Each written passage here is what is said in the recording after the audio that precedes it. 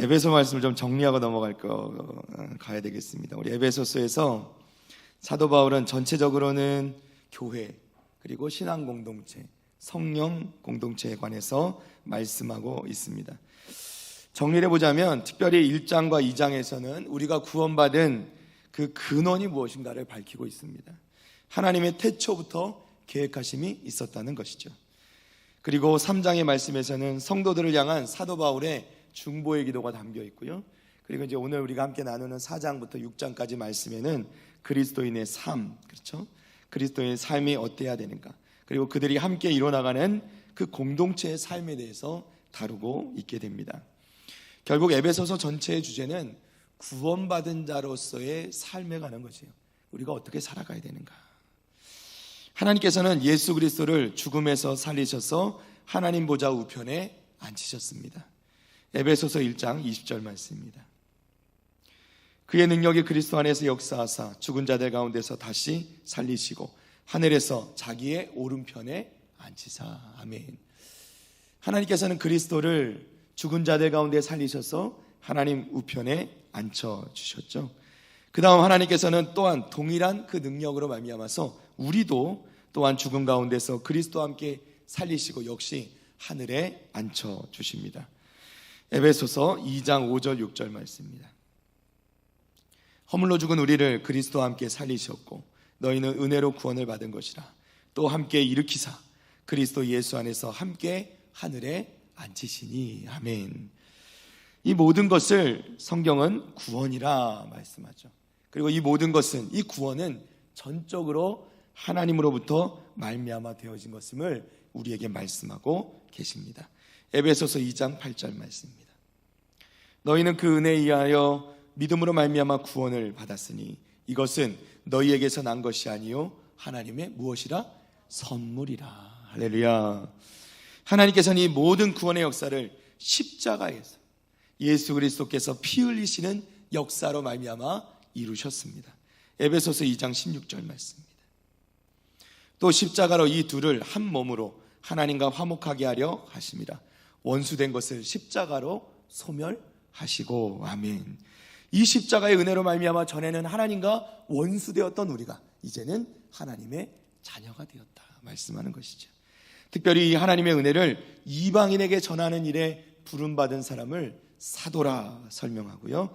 이 사도는 이방인들도 예수 그리스도 안에서, 교회 안에서 이 영광의 풍성함을 따라 그리스도의 사랑의 그 어떠함을 함께 깨달아 알아가기를 원하여서 그들을 위하여 중보하고 있다 이렇게 말씀하죠. 에베소서 3장 18절 19절 말씀입니다. 능히 모든 성도와 함께 지식에 넘치는 그리스도의 사랑을 알고 그 너비와 길이와 높이와 깊이가 어떠함을 깨달아 하나님의 모든 충만하신 것으로 너희에게 충만하게 하시기를 구하노라. 아멘. 이제 그러면 그리스도인은 어떻게 살아가야 되는가? 이제 우리가 읽게 되는 이제 4장 말씀에서 그 말씀을 하게 되는데요. 결론을 미리 말씀드리자면 믿음의 사람, 구원받은 성도들은 어떠한 삶을 살아가야 되는가? 결국 옛사람, 즉 이전의 삶은 다 벗어버리고 새 사람을 입어야 하다. 새 삶을 살아야 된다 말씀하는 거죠. 에베소서 4장 22절 24절 말씀입니다.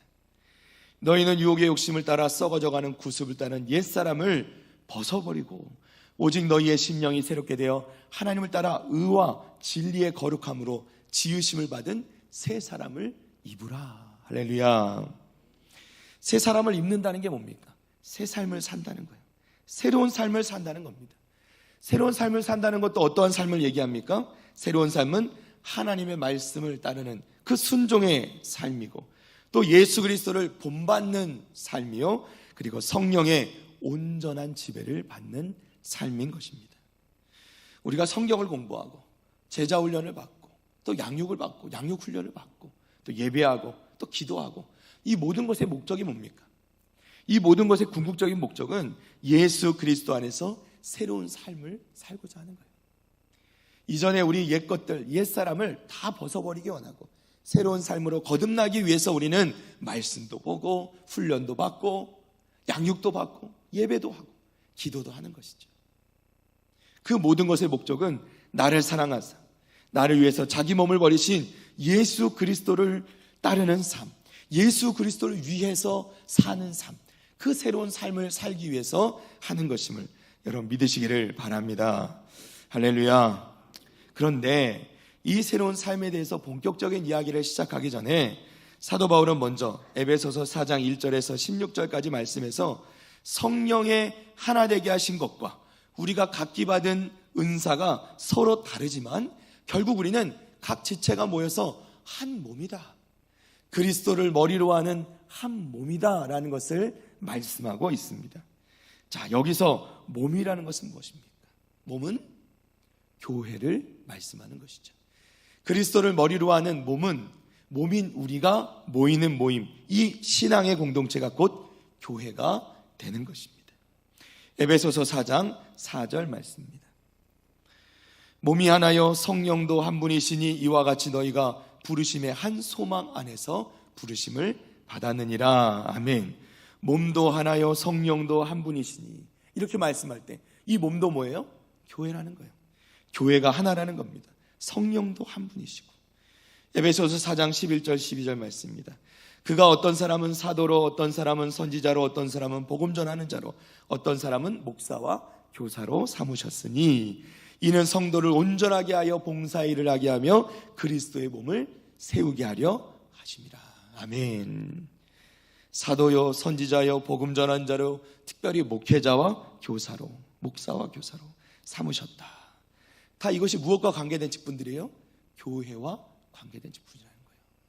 사랑하는 성도 여러분, 오늘 우리가 또 이따가 공동의회 때 새로운 직분자도 뽑게 되는, 이 중직자들을 뽑게 되는 우리 선거도 하게 되겠지만요, 사랑하는 성도 여러분, 교회의 직분은 그리스도의 몸된 교회를 세우게 하기 위해서 세워지는 것임을 여러분 기억하시기를 바랍니다. 직분은 그러한 것입니다. 그리고 교회를 위해서 봉사하기 위해 세워지는 거예요. 직분은 결코 어느 자리가 아닙니다. 계급이 아니에요. 직분은 어떤 특권을 누리는 자리가 아니라는 말입니다. 직분을 맡는 자들은 그만큼의 부담을 안고 더 큰 책임을 가지고 자신에게 맡겨진 이 직분을 감당해야 하는 줄로 믿습니다. 저도 마찬가지죠. 저도 목사로서의 직분을 받았고, 우리 장로님들, 권사님들, 집사님들, 안수집사님들, 성도님들 마찬가지로 그것이 어떠한 직분이든 간에 우리에게 주어진 직분 잘 감당하기 위해서 우리는 이것을 봉사하기 위해서 받는 것이고 누리기 위해서 받는 게 아닙니다. 인사받기 위해서 받는 게 아니에요. 섬기기 위해서 받는 것이고 우리에게 마땅한 주어진 그 직분을 잘 감당해서 그리스도의 몸을, 그 몸된 교회를 잘 세우기 위해서 이 직분 맡은 것임을 여러분 다시 한번 기억하시기를 바랍니다. 사도 바울은 계속해서 이 몸된 교회에 대해서 말씀하고 있는 것이에요. 오늘 본문 13절 말씀입니다. 우리가 다 하나님의 아들을 믿는 것과 아는 일에 하나가 되어 온전한 사람을 이루어 그리스도의 장성한 분량이 충만한 데까지 이르리니. 아멘. 생각해보면 이 한 구절에 들어있는 것이 우리 신앙생활 전체의 목표를 설명해 준다고 해도 과언이 아닙니다. 우리 신앙생활의 목표가 무엇입니까? 결국 우리가 잘하는 것인데요, 어디까지 잘하냐면 그리스도까지 잘하는 겁니다. 예수 그리스도께까지 잘하는 것이 우리 신앙생활의 궁극적인 목표가 된다는 것이에요. 자, 특별히 13절 말씀에서는 이것을 우리가 다 하나님의 아들을 믿는 것과 아는 일에 하나가 된다, 이렇게 말해요. 하나가 돼요. 자, 믿는 것과 아는 것이 하나가 된다.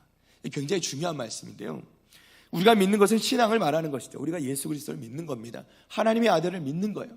자, 그러면 아는 것은 무엇이냐? 이 성경이 말하는 아는 것, 이 유대 사람들, 이스라엘 사람들이 안다라는 개념은요, 우리가 안다라고 생각하는 개념과 좀 다릅니다. 우리가 안다라고 생각했을 때 우리가 아는 것은 지식적으로 아는 것을 의미하는 것이죠. 그러나 성경에서 말하는 암이라는 것은 지식적으로 공부를 하듯이 해서 아는 것을 이야기하는 것이 아닙니다.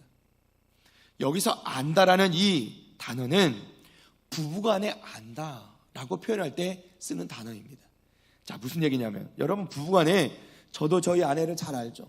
당연히 이름도 알고 제가 유일하게 얼마 안 되는 외우는 전화번호를 가지고 있는 사람이기도 하고요. 뭐 제가 아는 게 많죠. 근데 이렇게 아는 것을 부부가 서로 안다고 얘기하지 않습니다. 무슨 호구조사하듯이 아는 게 아니라 부부가 서로 안다 할 때는 어떻겠죠? 오랜 기간 함께 살고 함께 부딪히고 함께 생활하면서 그 관계 가운데서 서로 친밀하게 깊이 알아간다는 의미예요. 자, 성경에서 여기서 하나님의 아들을 안다라고 할 때 이것도 마찬가지입니다.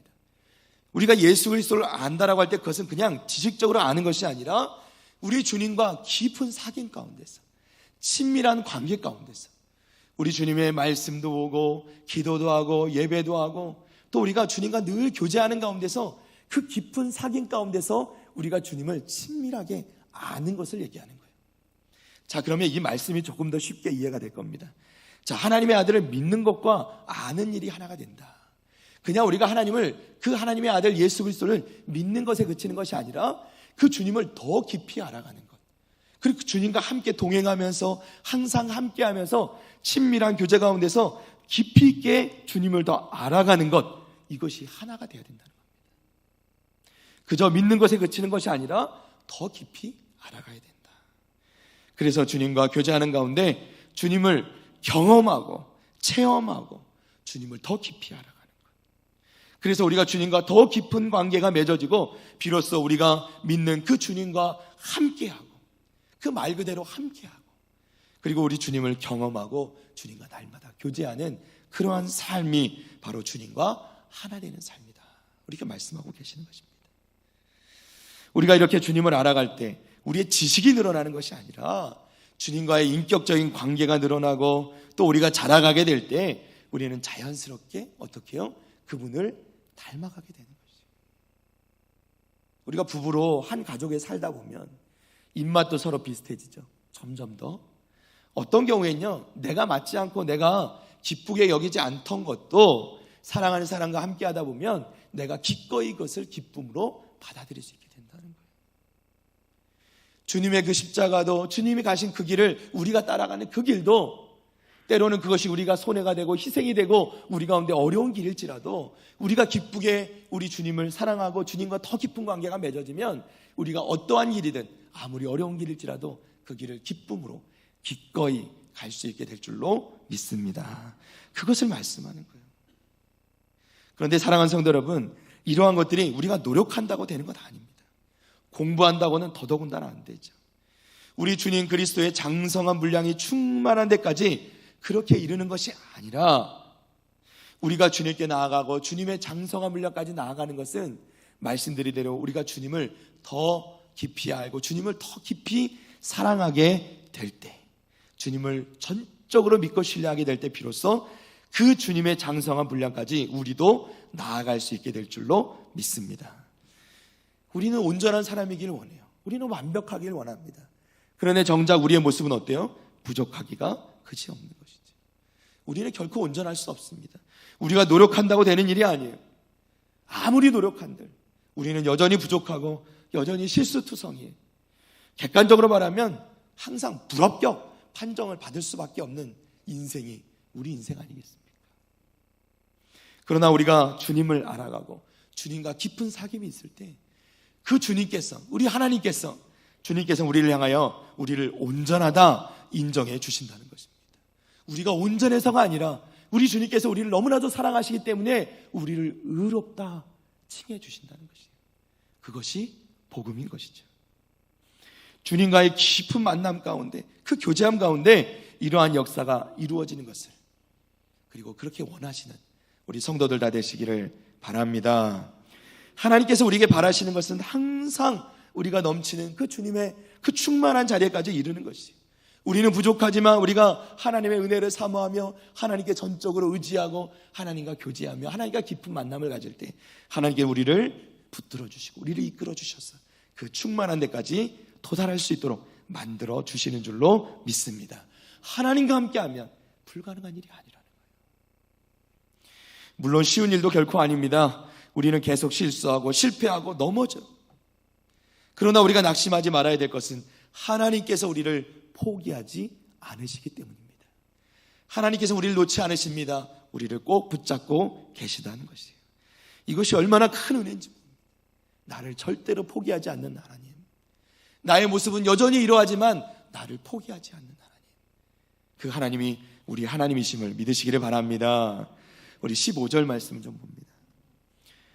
15절입니다. 오직 사랑 안에서 참된 것을 하여 범사에 그에게까지 자랄지라. 그는 머리니 곧 그리스도라. 아멘. 새가 날다가 날갯짓을 멈추면 떨어지겠죠. 비행기가 날다가 그 엔진이 멈춰버리면 추락하게 될 것입니다. 우리가 성장하지 않으면, 우리가 자라기를 거부하면 우리도 역시 떨어질 수밖에 없다는 것입니다. 여러분, 자라지 않는 건 멈춰 있는 것이 아니라 떨어지는 것이에요. 우리는 성장해야만 합니다. 자라가야 한다는 거예요. 그리스도에게로 자라가야 한다는 것입니다. 성장을 포기하는 건 살기를 포기하는 것이죠. 우리 아이들을 보면요, 어린 아기의 때가 너무 예쁘죠. 그 아기의 때 그 웃음과 웃음소리, 그 하나하나가 너무너무 아름답고 예쁘지 않습니까? 그 아이가 태어나서 얼마 되지 않는 그 기간 동안, 사실 정확히 따지면 말을 잘 못할 때까지 그 아이가 평생 효도할 거에 대부분을 한다고 하죠. 네. 말 좀 하기 시작하고 움직이기 시작하면 하여튼 사고 말썽 많이 치지 않습니까?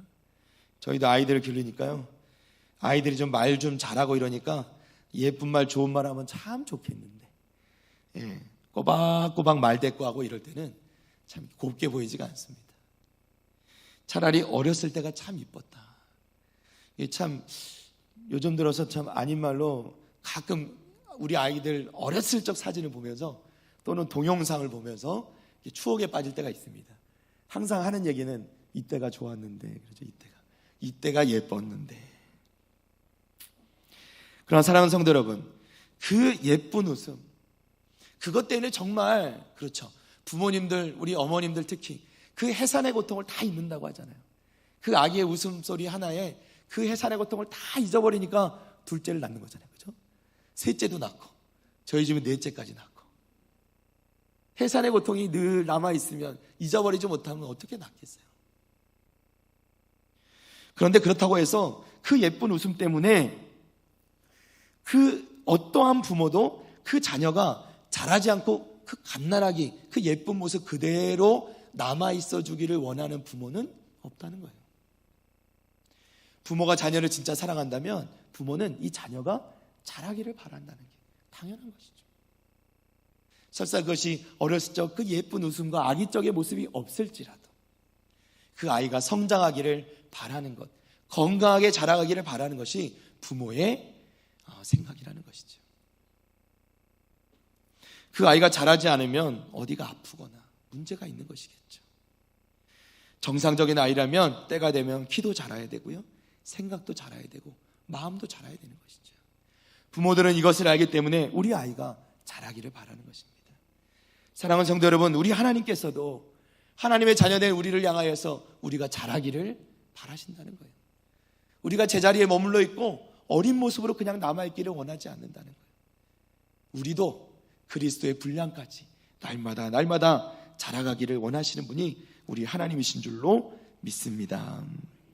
우리가 또 자라야, 여러분, 우리 일반적인 사회에서도 그렇죠. 우리가 성인이 되어야, 우리가 정상적으로 자라서 성인이 되어야 법적인 어떤 권한들을 다 누리게 되지 않습니까? 아버지가 상속권을 물려주려고 해도 우리가 어른이 돼야 물려주는 거예요. 우리가 어린이로 남아있으면 물려줄 수가 없는 거죠. 그래서 어른이 되어야 우리가 그것을 물려받듯이 하나님도 마찬가지예요. 하나님의 자녀라면 우리가 성장해야 돼요. 성숙해 가야 됩니다. 그래서 우리가 하나님께서 우리에게 물려주시는 그 상속하는 그 모든 기업을 받을 만한 준비가 되어야 하나님께서 우리에게 그 기업을 물려주실 수 있게 된다는 것입니다.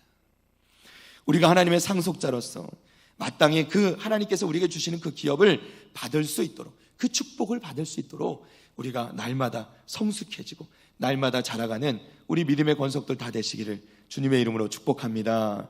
그래야 우리에게 받을 것들을 다 받을 수 있는 거예요. 그래서 우리는 다시 15절 말씀을 보면 범사에, 즉 모든 일에 그에게까지, 즉 머리 대신 그리스도에게까지 자라가야 된다, 이렇게 말씀하는 거예요. 그런데 특별히 여기서 오직 사랑 안에서 참된 것을 하여, 이렇게 말씀합니다. 자, 사랑 안에서 참된 것을 한다. 굉장히 중요한 말씀인데, 여기서 참된 것이라는 것은 진리를 의미합니다. 진리예요. 진실된 것, 진리. 그 진리된 것을 행하되 사랑 안에서 행해야 된다는 겁니다. 이것이 참 어려운 것인데 사랑 안에서 한다고 진리를 모르면 안 된다는 거예요. 또 진리가 아닌 것을 아무리 사랑이라고 해봐야 그렇게 행하면 진리가 아닌 것은 소용이 없다는 겁니다. 진리가 무엇입니까? 하나님의 말씀이죠. 성경적인 것이 진리인 것입니다. 우리는 무슨 일을 하든지 성경적으로 해야 돼요. 우리는 무슨 일을 하든지 진리를 행해야 되는 겁니다. 그 진리를 행하되 그것을 다른 사람을 판단하고 정죄하듯이 하는 것이 아니라 오직 사랑 안에서 행해야 된다 말씀하는 겁니다. 세상 사람들이 아무리 사랑을 베풀어도 그 안에 진리가 없으면 헛된 일이에요. 그것은 단지 나 자신의 만족을 위한, 나 자신을 드러내기 위한 선행에 불과한 것입니다. 반대로 진리 가운데 행한다 하면서 사랑이 없으면 다른 사람들에게 상처만 주고 점점 더 관계는 깨어지고 덕이 되지 않는 것이죠. 우리가 정말 진리 가운데 서 있다면 그것을 오직 사랑 안에서 베풀고 나눌 때, 행할 때 비로소 의미가 있는 것을 여러분 믿으시기를 바랍니다. 그래서 우리가 일방적으로 누군가에게 복음을 전할 때도요, 관계가 되지 않는 가운데서 일방적으로 전하는 것, 그것이 효과가 없을 때가 참 많이 있어요. 우리가 본을 보이고 사랑의 본을 보이고 베풀 수 있을 때 열매가 있게 되는 것이죠. 그런 의미에서 우리가 돕고 있는, 우리 교회가 돕고 있는 기아대책본부라는 단체에서 걸고 있는 그 캐치프레이즈, 그 주제가 정말 아주 의미가 있더라고요. 그게 뭐냐면 한 손에는 떡, 한 손에는 복음이라는 거예요. 한 손에는 떡, 한 손에는 복음.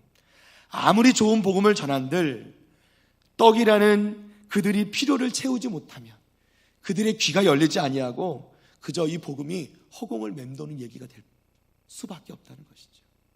자, 반대로 그들에게 필요한, 아무리 그들을 배불리 먹인들, 떡을 주어서 그들을 배불리 먹은들 그 가운데 복음이 전해지지 않으면 그들은 그야말로 아무리 물을 마셔도 계속 못 말랐던 사마리아 여인처럼, 또는 오병이어의 기적의 한 가운데 있으면서 배불리 먹었음에도 여전히 굶주림을 느꼈던 그 유대인들처럼 될 수밖에 없다는 것이에요. 사랑하는 성도 여러분, 진리를 아는 지식과 그리고 그것을 오직 사랑으로 행하는 실천이 있을 때 우리는 비로소 그리스도 안에서 잘 성장해 갈 수 있을 줄 믿습니다. 우리의 행함이 이렇게 될 때, 이러한 삶이 있을 때, 이러한 삶을 살아가게 될 때 우리는 조금씩 그리스도에게로 자라갈 수 있게 되는 것입니다. 14절 말씀 보겠습니다. 이는 우리가 이제부터 어린아이가 되지 아니하여 사람의 속임수와 간사한 유혹에 빠져 온갖 교훈의 풍조에 밀려 요동하지 않게 하려 함이라. 아멘. 자, 이 말씀에 보면요, 우리가 왜 이렇게 자라가야 되는지 또 말씀해 주는데 어린아이가 되지 아니하며 이렇게 말씀합니다. 자, 어린아이의 특징이 몇 가지 있죠. 뭐 좋은 특징도 있습니다. 순수하고 주님께서는 어린아이 같이 되지 않으면 천국에 들어올 자가 없다 말씀하시기도 했죠. 그러나 여기서 말하는 어린아이는 부정적인 의미입니다. 그야말로 아이들의 특징은 뭐죠? 변덕스럽습니다. 우리 초등학교 아이들을 예전에 가르쳐 보면요, 이제 중학교, 고등학교 아이들 정도 되면 애들이 어떤 관계를 맺고 나면 이 목사님이 좀 실수를 할 때가 있잖아요. 좀 실수를 하고 자기를 좀 서운하게 해줘도 아이들이 어떻게 생각하냐면, 그래, 목사님도 사람이니까 이렇게 생각합니다. 이제 좀 컸다고 이해를 해줘요. 근데 초등학생 아이들, 우리 어린이들은 어때요? 아무리 지난주에 잘해줘서 막 목사님이 제일 좋아요 이랬다가도 한 주만 또 서운하게 하면요, 나 목사님 싫어 이러면서 금배 털어지는 거죠. 변덕스러움이 아이들의 특징이다. 또 아이들은 자제력이 부족하죠. 잘 참지 못합니다. 또 아이들의 특징은 이기적입니다. 누구를 배려하지 못해요. 나 하나 챙기기도 바쁘죠. 그런 어린아이 같은 그 특성들이 버려지고 우리가 성숙해야 한다는 것이에요. 우리 가운데도 이런 어린아이 같은 특성이 있지는 않은지. 그 존 웨슬리라는 목사님께서 설교하실 때 이렇게 설교를 하셨습니다. 여러분들은 돈을 많이 버시기 바랍니다 이렇게 말했더니 어느 한 성도가 아멘 하면서 고개를 끄덕끄덕 했대요. 목사님 또 설교하시면서 우리는 그것을 낭비하지 말고 잘 절약해서 저축해야 됩니다. 이렇게 말하니까 그 성도가 또 더 크게 아멘 하면서 감동을 받고 고개를 또 끄덕끄덕 했대요. 그런데 이 목사님이 결론의 말씀으로 우리는 그 모은 그 물질을 선한 일에 사용해야 됩니다. 이렇게 말씀하니까 갑자기 그 성도가 투덜거리면서 마지막이 안 좋아, 마지막이. 이렇게 말하고 투덜거리며 집에 갔다는 이야기가 있습니다. 사랑하는 성도 여러분, 우리의 마음이 이렇게 연약하고 어리고 이런 것에 치우치면 안 된다는 거죠. 우리 하나님께서 우리에게 원하시는 건 우리가 자라가는 겁니다. 그리스도의 분량까지 자라는 거예요. 목표가 너무 높죠. 그런데 우리가 거기까지 자라가야 되는 이유가 있습니다. 14절 말씀 뒤에 보면요, 사람의 속임수가 있기 때문이에요. 우리가 길거리 가다 보면 뭐 카드 또는 뭐 이렇게 예전에 보면 야바이꾼들이라고 하나요? 이런 막 속임수로 사람의 돈을 갈취하는 사람들, 우리를 속이려는 사람들이 얼마나 많은지 몰라요. 사단도 지금도 우리를 속이려고 하죠. 또 간사한 유혹이 있습니다. 간사한 유혹이 뭐예요? 사단 또 이단들, 우리를 유혹하는 것들이 있죠. 성경 공부 좀 하지 않으실래요? 말은 번지르르한데 거기에 따라가면 악한 길로 빠져갈 수밖에 없는 것이죠. 또 잘못된 교훈의 풍조들이 있다 말합니다. 여러분, 이 시대는 정말 이 시대의 풍조라는 게 얼마나 잘못된 거지, 비성경적인 것이 얼마나 많은지. 그렇죠? 동성애도 마찬가지고요. 또 네가 제일 중요해, 이기적인 것들, 이런 모든 세상의 풍조들에 쓸려가지 않기 위해서 우리는 하나님의 말씀으로 판단하고 하나님의 말씀에 순종할 수 있도록 자라가는 것이 필요하다는 것이죠. 이런 대표적인 요즘 시대의 풍조를 따르는 사람들, 가나안 성도라고 하죠. 가나안 성도. 가나안 성도가 왜 가나안 성도입니까? 거꾸로 말하면 안나가 성도죠. 안나가 성도. 나는 믿음 생활합니다. 저는 예수님 하나님 믿습니다. 그러나 교회는 안 나갑니다. 교회가 마음에 안 듭니다. 그런데 여러분, 이건요 굉장히 잘못 알고 있는 거예요. 사랑하는 성도 여러분, 이 성경에 나오는 중요한 이 내용들을 정리해서 우리 믿음의 사람들의 삶이 실천할 수 있도록 잘 정리해 놓은 것을 우리는 보통 교리라고 얘기합니다. 우리가 꼭 따라가야 되는, 지침이 되는 것들, 우리가 그래서 뭐 소요리 문답 이런 것도 공부한 적이 있었죠. 교리라는 것인데, 이 교리를 이야기할 때 항상 얘기하는 것이 뭐냐면 하나님, 그렇죠? 그리고 성자 예수님, 그리고 성령 하나님. 그러니까 하나님, 성부 하나님, 예수님, 성령님을 얘기하고 또 한 가지 얘기하는 게 뭐냐면 바로 교회라는 거예요. 사랑하는 성도 여러분, 교회를 빼놓고는요 성경을 말씀할 수 없습니다. 복음을 이야기할 수 없어요. 우리가 교회에 나오지 않는데 나도 성도입니다? 불가능합니다. 이건 굉장히 잘못 알고 있는 거예요. 물론 그분들의 마음도 알고 그분들의 마음도 이해하고 그분들이 이야기하는 것에 그 불만이 뭔지 충분히 이해합니다. 그러나 교회를 배제하고 교회를 생각하지 않고 성도는 있을 수가 없다는 것, 여러분 꼭 기억하시기를 바랍니다. 하나님, 예수님, 성령님, 그리고 교회를 떠나서는 신앙이 불가능하다는 것. 바울 사도는 우리에게 그래서 교회를 말씀하고 있는 거예요. 너희가 각기 다른 지체로, 각기 다른 은사로, 여러 가지 너희들이 각기 맡은 직분이 있고 너희가 각기 다른 모습이지만 너희가 한 성령 안에서 한 교회로 주님의 그 몸된 교회를 잘 섬기고 세우는 일에, 그리고 한 마음으로 그 그리스도의 분량까지 성장해 가는 일에 너희가 수고해야 된다, 힘써야 된다, 우리에게 말씀해주고 계시는 것입니다. 15절 말씀을 다시 한번 보면 오직 사랑 안에서 참된 것을 하며 범사에 그에게까지 자라가야 말씀합니다. 우리가 하나님을 그렇게 자라갈 수 있는, 성장하는, 성숙되는 우리 북일의 성도들 다 되시기를 다시 한번 주님의 이름으로 축복합니다. 말씀을 정리합니다. 우리 오늘 본문의 16절 말씀을 보면요, 우리 16절 말씀을 잠깐 보겠습니다.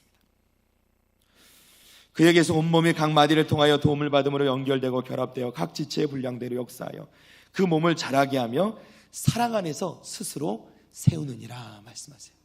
사랑 안에서 스스로 세운다. 이 스스로 세운다라는 이 말 뜻이 우리가 생각할 때 내가 선다는 말처럼 들리지만 사실은 그것이 아니고, 이 정확한 의미는 뭐냐면요, 스스로 우리가 각 지체된 자로서 한 몸을 이루고 있죠. 한 몸 된 우리 각 지체들이 서로가 서로 사랑 안에서 서로를 세워주는 것을 의미하는 것입니다. 사랑하는 성도 여러분, 우리가 한 교회, 한 몸 된 교회의 한 지체된 성도들로서 우리 북일교회, 우리 공동체는 서로 사랑 안에 세우는 공동체 되기를 축복합니다. 서로가 서로를 용납하고 용서해주며 사랑하며 정말 서로를 세워주게 될 때 우리 교회가, 주님의 몸된 교회가 올바르게 서고 하나님 기뻐하시는 모습으로 서게 되고, 그 가운데 우리는 그리스도의 분량까지, 그 충만한 데까지 자라가고 성장하고 성숙하는 은혜가 있게 될 줄로 믿습니다. 우리는 더 이상 어린아이의 자비에 머무를 수 없습니다.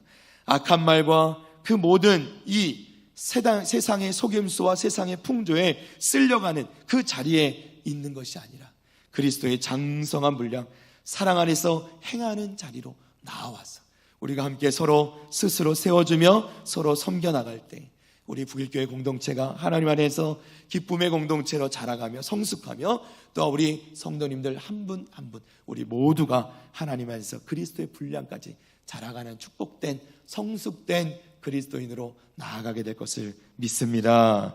그러한 성도들 다 되시기를, 또 한 주간의 삶이 되시기를 주님의 이름으로 축복합니다.